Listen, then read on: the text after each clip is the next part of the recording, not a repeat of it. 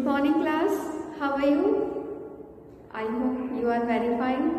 तो देखिए बेटा, चलते हैं आज अपने नए चैप्टर की ओर। तो आज हम हिंदी व्याकरण में चैप्टर 11 क्रिया पढ़ेंगे, ठीक है बेटा। तो देखिए क्रिया कहते किसे हैं। क्रिया सबसे पहले तो किसी कार्य को करना जो है क्रिया कहलाता है, ठीक है। और हम दिन में सुबह से लेकर शाम तक, रात तक जितना भी कार्य करते हैं वो सभी क्रिया कहलाता है। या जिन शब्दों के लास्ट में, अंत में ना शब्द आता है, ना धातु आती है, वो क्या है, वो क्रियाएं होती है या क्रिया का रूप होता है।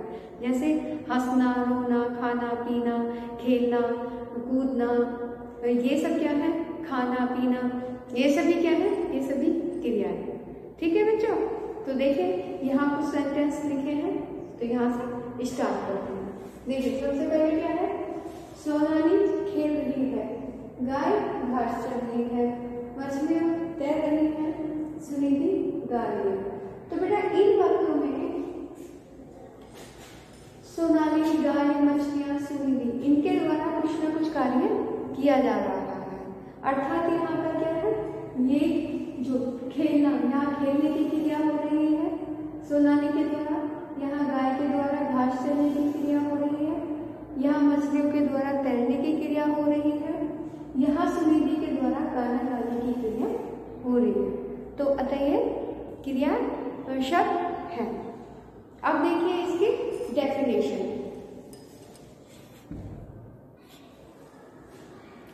देखिए बच्चों, क्रिया कहते किसे हैं। क्रिया कार्य को करने या होने का बोध कराने वाले शब्दों को क्रिया कहते हैं। बोध यानी कि ज्ञान, यानी क्रिया करने वाले किसी भी कार्य को करने या किसी कार्य के होने का ज्ञान कराने वाले शब्दों को क्रिया कहते हैं, ठीक है। जिन शब्दों से किसी क्रिया के होने का पता चले तो उसे क्रिया शब्द कहते हैं। अब देखिए इसके बाद आता है क्रिया।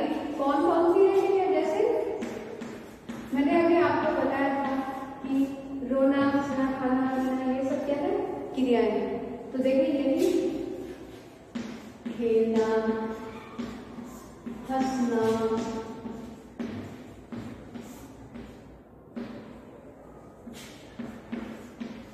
रोना, कूदना, नाचना,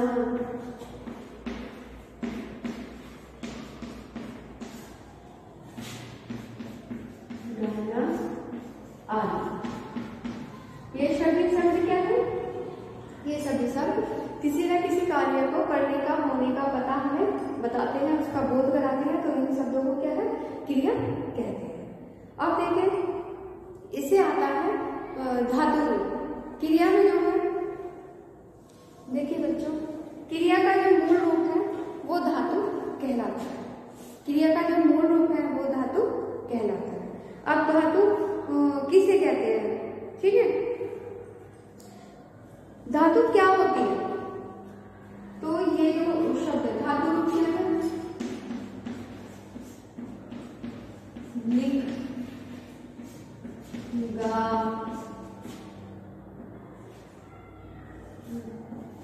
जा, ये सभी क्या है, ये धातु, ठीक है। ये सभी क्या है, धातु रूप। और क्रिया का मूल रूप जो है वो क्या है, वो धातु कहलाता है। ये जो क्रिया है, क्रिया का मूल रूप क्या कहलाता है, वो धातु कहलाता है। और ये सभी क्या है, ये सभी धातु। अब बच्चों इसके बाद देखिए क्रिया के मूल रूप में सभी, उसके सभी रूपों में विद्यमान रहता है। जो क्रिया का मूल रूप होता है उसमें धातु सभी जो है क्रियाएं विद्यमान रहती हैं। इसके बाद आता है क्रिया के भेद। तो इसके बाद क्या आएगा, क्रिया के भेद। क्रिया के भेद दो आधारों पर किया जाता है।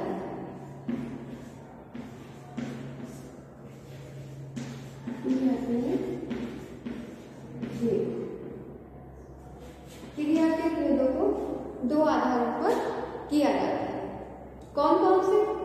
देखिए, एक है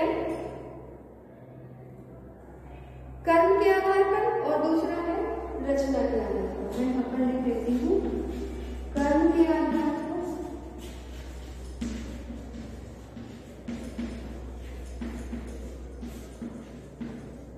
और दूसरा है, पहला क्या था, कर्म के आधार पर और दूसरा रचना के आधार पर।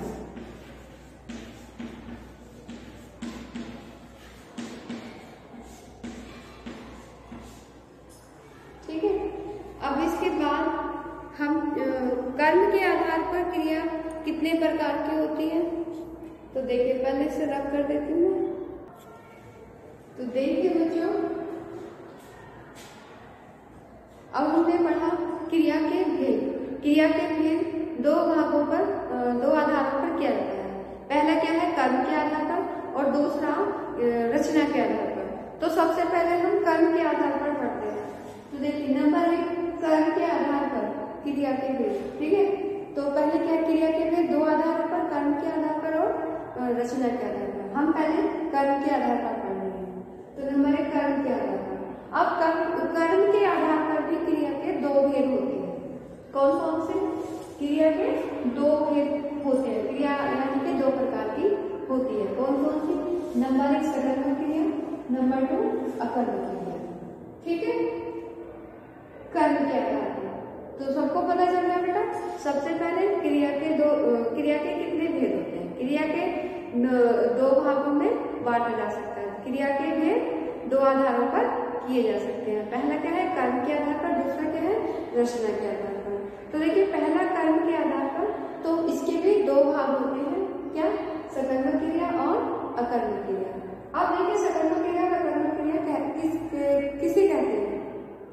सकर्मक क्रिया जिस क्रिया, आसान शब्दों में हम कह सकते हैं कि जिस क्रिया का फल कर्म पर पड़ता है उसे हम सकर्मक क्रिया कहते हैं। फॉर एग्जाम्पल, जैसे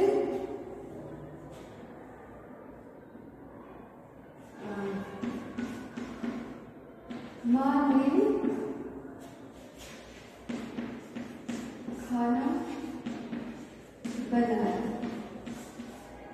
तो क्या बनाया माँ ने? खाना। तो जो बनाना है वो क्या है?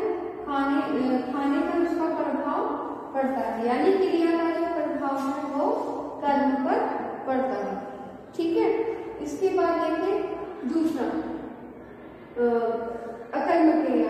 अकर्मक क्रिया आसान शब्दों में हम कह सकते हैं जिनका प्रभाव सीधा कर्म करना पड़कर कर्ता पर होता है, तो उन्हें हम अकर्मक क्रिया कहते हैं।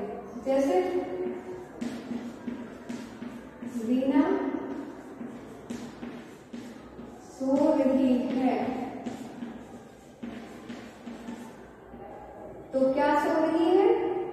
तो यहाँ पर इसका आंसर नहीं मिलता है, तो ये क्या है? ये अकर्मक क्रिया है। ये कौन सी क्रिया है? सकर्मक, और ये अकर्मक। बच्चों एक डिफरेंस और हम कह सकते हैं यहाँ पर, ठीक है, तो इसको आसानी से समझने के लिए। ठीक है, इसमें क्या है, हमें क्या, जब हम क्या कह के आंसर करेंगे, क्वेश्चन पूछेंगे, तो हमें उसका आंसर मिलेगा सकर्मक क्रिया में। जैसे माँ ने खाना बनाया। माँ ने क्या बनाया? माँ ने खाना बनाया, आंसर मिल रहा है। लेकिन इसमें जब हम क्या से क्वेश्चन पूछेंगे तो हमें यहाँ पर उसका आंसर नहीं मिलेगा। तो रीना सो रही है, क्या सो रही है? रीना क्या सो रही है? तो ये क्या है? कोई आंसर नहीं मिला, तो यहाँ पर क्या है? अकर्मक क्रिया। ऐसे ही मोहन पढ़ रहा है। तो क्या पढ़ रहा है? नहीं आंसर मिला, तो वहां पर क्या है? अकर्मक क्रिया। रोहन पुस्तक पढ़ रहा है। क्या पढ़ रहा है? पुस्तक पढ़ रहा है, तो वहां पर क्या है? सकर्मक क्रिया। तो देखिए ऐसे ही माँ ने खाना बनाया, तो यहाँ पर कर्म आ रहा है, तो सकर्मक क्रिया, यानी क्रिया का फल जो है कर्म पर पड़ रहा है। यहाँ पर क्या है? सीधा सोने का फल किस पर पड़ रहा है? सो रही है रीना पर, तो यहाँ पर क्या है? अकर्मक क्रिया। इसके बाद बच्चों अब आता है दूसरा ये सकर्मक क्रिया भी दो प्रकार की होती है। सकर्मक क्रिया भी दो प्रकार की होती है। एक कौन कौन सी? एक एकर्मक क्रिया और दूसरी द्विकर्मक क्रिया। ठीक है, तो ठीक है, अब इसके बारे में पढ़ेंगे सकर्मक क्रिया का दूसरा भाग। तो देखिए बच्चों, सकर्मक और अकर्मक हमने पढ़ लिया। अब देखिए हम सकर्मक क्रिया। सकर्मक क्रिया के दो भेद होते हैं, कर्म के आधार पर दो भेद होते हैं। कैसे? यहाँ देखिए, ये इसके 2 पार्ट। नंबर 1 एकर्मक क्रिया और नंबर 2 द्विकर्मक क्रिया। ठीक है, अब एकर्मक क्रिया किसे कहते हैं और द्विकर्मक क्रिया किसे कहते हैं? एकर्मक क्रिया जिसमें एक ही कर्म होता है उसे एककर्मक क्रिया कहते हैं, और द्विकर्मक क्रिया जिसमें एक से ज्यादा यानी कि 2 कर्म होते हैं उसे द्विकर्मक क्रिया कहते हैं।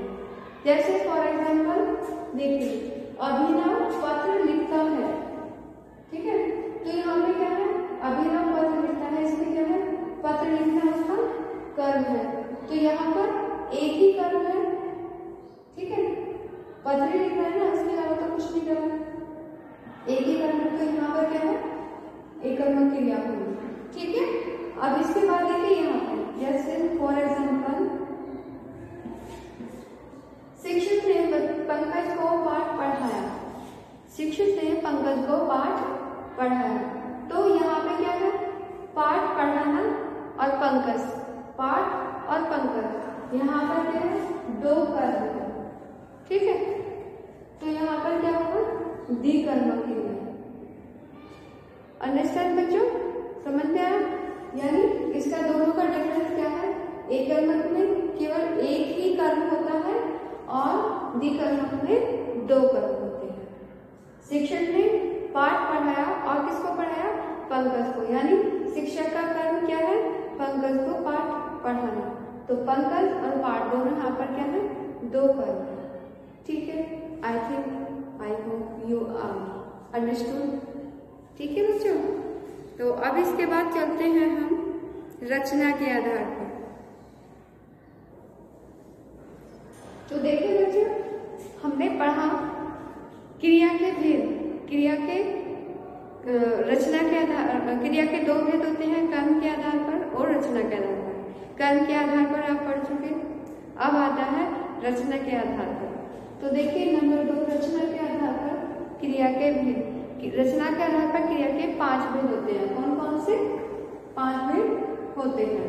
तो देखिए कौन कौन से होते हैं? नंबर 1 सामान्य क्रिया, नंबर 2 संयुक्त क्रिया, नंबर 3 नाम धातु क्रिया, नंबर 4 क्रियार्थक क्रिया और नंबर 5 पूर्वकालिक क्रिया। अब हम इनके बारे में एक-एक करके पढ़ेंगे। ठीक है बच्चों, तो ये कौन से भेद है? रचना के आधार। तो देखिए सामान्य क्रिया। सामान्य क्रिया क्या होती है? सामान्य क्रिया, इसमें जहां केवल एक ही क्रिया आती है उसे सामान्य क्रिया कहते हैं। जैसे फॉर एग्जाम्पल देखिए, जैसे सचिन नहाया, फूल खिला। तो ये क्या है? यहाँ पर एक ही क्रिया है। ठीक है, नहाना और फूल खिला, तो यहाँ पर क्या है? एक ही क्रिया है, तो यहाँ पे क्या होगा? सामान्य क्रिया। ठीक है, अब इसके बाद आता है संयुक्त क्रिया।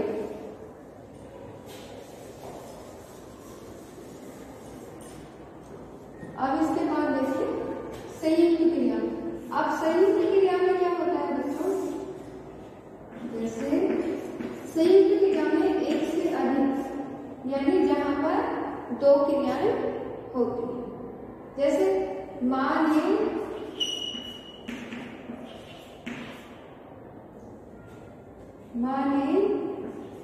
सुमन से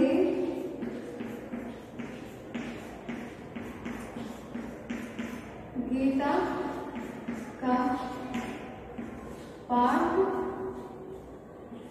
करवाया। ठीक है, माँ ने सुमन से गीता का पाठ करवाया।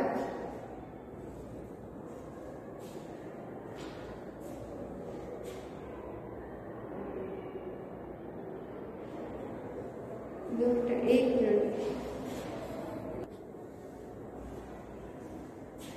वो बेटा मैंने प्रेरणार्थक क्रिया का एग्जाम्पल दिया था। देखिए, जैसे माँ भगवत गीता पढ़ने लगी तो पढ़ने और लगी, ये दो क्रियाएं क्या है, जुड़ी हुई है।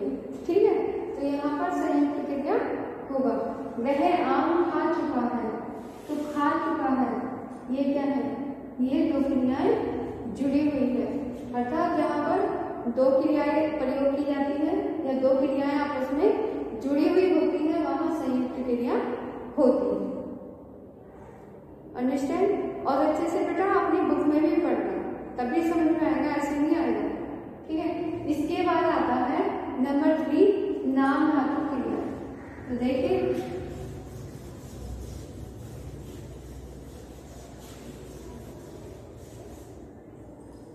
नाम धातु क्रिया। नाम धातु क्रिया में क्या है, संज्ञा सर्वनाम या विशेषण शब्दों से बनी क्रिया को नाम धातु क्रिया कहते हैं। किससे बनी क्रिया को, संज्ञा सर्वनाम और विशेषण से बनी क्रिया को नाम धातु क्रिया कहते हैं। कैसे, जैसे शर्म है, शर्म, तो शर्म से जो दूसरी क्रिया बनेगी क्या, शर्माना।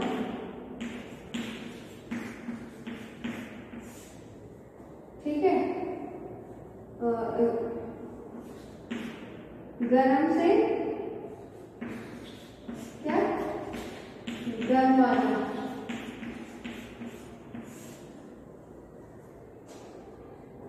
गरमाना और दुख से दुखना।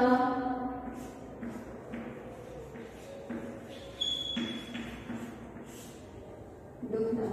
इसी तरह देखो, ये संज्ञा से सर्वनाम से अपना, अपना क्या है, सर्वनाम, तो अपना से जब क्रिया बनेगी तो अपनाना, अपनाना। तो ये देखिए, संज्ञा से, सर्वनाम से और विशेषण से जब ये संज्ञाएं बनेंगी तो इन्हें नाम धातु क्रिया कहते हैं। ठीक है बच्चों, अब इसके बाद आता है प्रेरणार्थक क्रिया। प्रेरणार्थक क्रिया भी दो प्रकार की होती है, तो इसे लिस्ट कर देती हूँ मैं।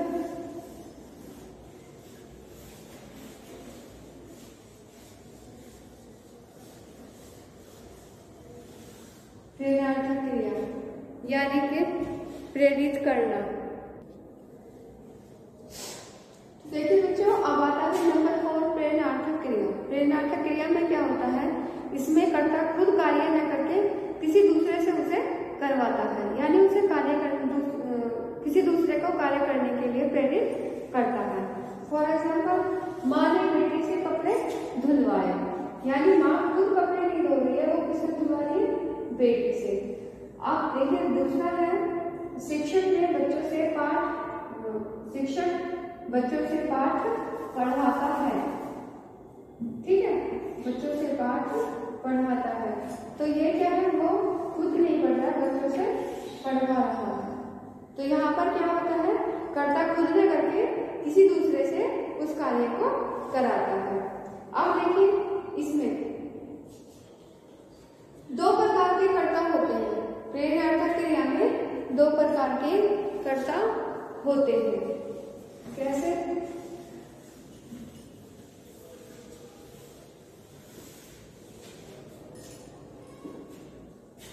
प्रेरक कर्ता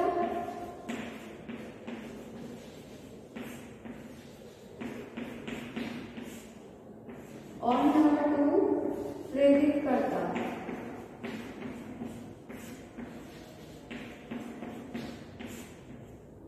अब प्रेरक कर्ता कौन से होते हैं, प्रेरणा देने वाला, जो दूसरों को प्रेरणा देता है, यानी काम करने के लिए दूसरों को प्रेरणा देता है। और दूसरा क्या है, प्रेरित करता, जिसे काम करने की प्रेरणा दी जाती है, जिसे वह प्रेरित करता है, वह प्रेरित करता होता है।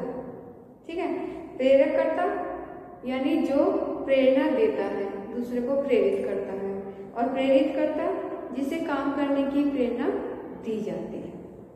जैसे माँ बेटी से कपड़े धुलवाती है, तो इस वाक्य में जो है माँ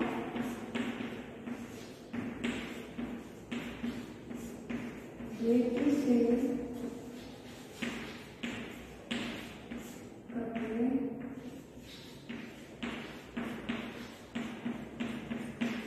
धुलवाती है। तो देखिए इस वाक्य में क्या है, माँ बेटी से कपड़े धुलवाती है। इस वाक्य में माँ प्रेरक करता है, माँ क्या है, प्रेरक करता है।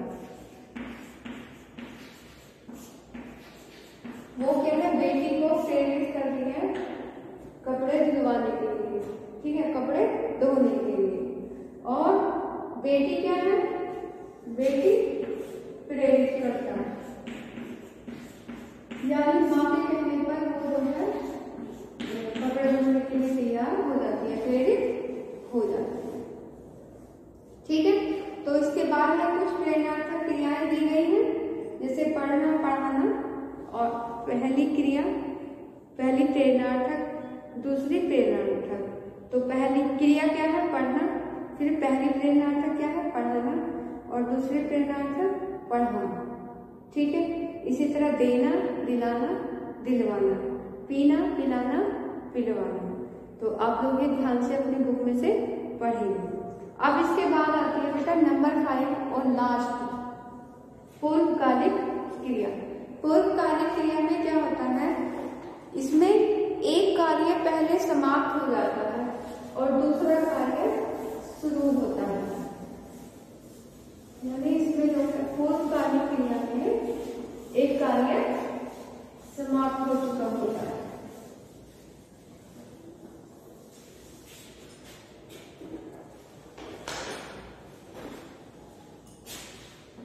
नंबर 5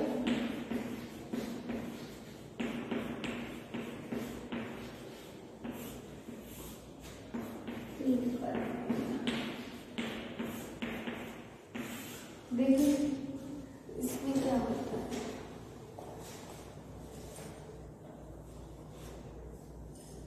जो क्रिया मुख्य क्रिया से पहले प्रयुक्त होती है उसे पूर्वकालिक क्रिया कहते हैं। यानी जो क्रिया वाक्य में पहले समाप्त हो जाती है, पहले की जाती है, उसे पूर्वकालिक क्रिया कहते हैं। यहाँ कर्ता एक क्रिया को समाप्त करके तुरंत ही दूसरी क्रिया में लग जाता है, दूसरी क्रिया को करने लग जाता है। तो क्रिया के साथ करके शब्द का प्रयोग किया जाता है, जैसे आकर, चलकर, नहाकर, खाकर, पीकर, धोकर। तो मोहिनी नहाकर पूजा करती है, तो नहाकर यानी नहाने का काम उसने क्या है, पहले कर दिया है। फॉर एग्जाम्पल, मोहिनी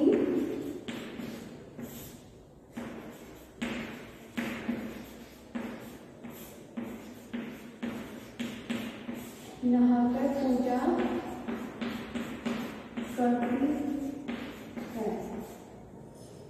तो देखिए नहाकर ये क्या है, पूर्वकालिक क्रिया है। इस वाक्य में मोहिनी नहाकर यानी नहाने का काम वो पहले खत्म कर चुके हैं, नहा चुके हैं, नहाने के बाद ही वो पूजा करती है। दूसरा है वह पढ़कर सो गया, वह पढ़कर सो गया। तो यानी उसने पहले कौन सा काम किया, पहले पढ़ा और पढ़ करके सो गया। तो इन वाक्यों में देखिए ये क्या है, नहाकर, पढ़कर, ये क्या है, ये पूर्वकालिक क्रिया है। तो देखिए इसके बाद आता है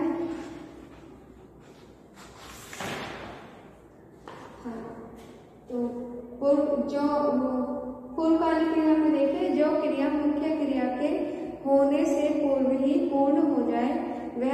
प्रकार की क्रिया कहलाती है। ठीक है, जैसे मैंने आपको बताया था, यानी दो क्रियाएं होती हैं, पहली और दूसरी। ठीक है, और इसमें जो है पहली क्रिया समाप्त होने के बाद फिर दूसरी क्रिया होती है। तो मोहिनी नहाकर पूजा करती है, पहली क्रिया नहाकर हो गई। ऐसे ही वह पढ़कर सो गए, पहले वो पढ़ा और फिर वो सो गए। आशु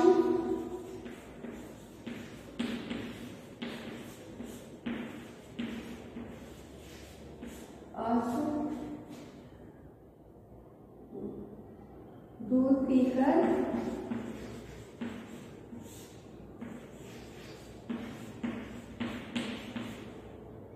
खेलेगा। तो क्या है, पहले वो दूध पीगा फिर वो खेलेगा। ठीक है बच्चों, आई थिंक आपको ये सब कुछ समझ में आ गया होगा क्रिया का चैप्टर। अगर फिर भी कहीं कोई डाउट है तो आप मुझे फ़ोन कर सकते हैं। ठीक है, सभी के पास मेरा नंबर है और मुझे बता सकते हैं कि क्या समझ नहीं आया। वो टॉपिक मैं आपको दोबारा से वीडियो बनाकर कोशिश करूँगी कि आपको समझ में आ जाए। लेकिन बेटा जो भी है वो समझ में तब आएगा, पहले आपको जो है बुक पढ़नी होगी। अच्छे से एक बार बुक पढ़ लीजिए, आपने वीडियो देखिए और बुक पढ़िए, और अगर फिर भी कोई प्रॉब्लम है तो 2 बार वीडियो देखिए। ठीक है, आपको समझ में आ जाएगा। ओके, थैंक यू बच्चों, खुश रहिए, हैप्पी रहिए। और अब तो कोरोना की वैक्सीन भी आ चुकी है, तो जल्दी हम लोग स्कूल में मिलेंगे। ठीक है, थैंक यू।